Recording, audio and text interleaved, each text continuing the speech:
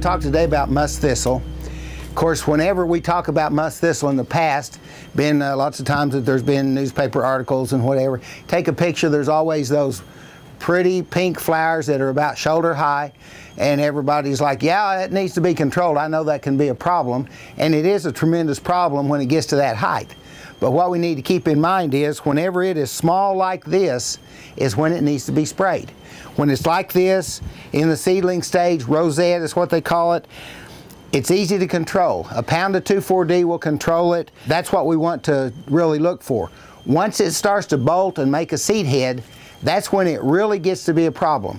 You have to go with a more expensive chemical and more of it. If it bolts and makes a seed head, even if it's early in the stage, there's a lot of those little seed that are viable. There's been lots of times that people have dug the stuff up and put it somewhere and burned it, only to find that a lot of those seed heads dropped seed and the burning made them more break dormancy, and so there they have all these big bunch of Musk Thistle right there where their burn pile was.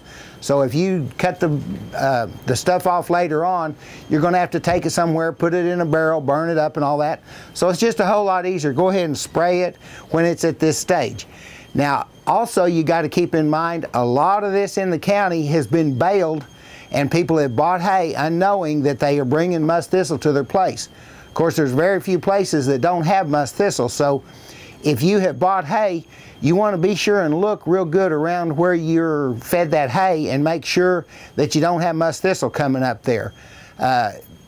Once again, if you do, just make sure you spray.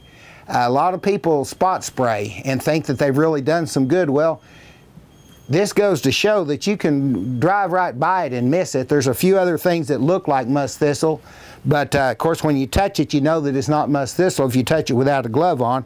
Musk Thistle also has a light colored midrib.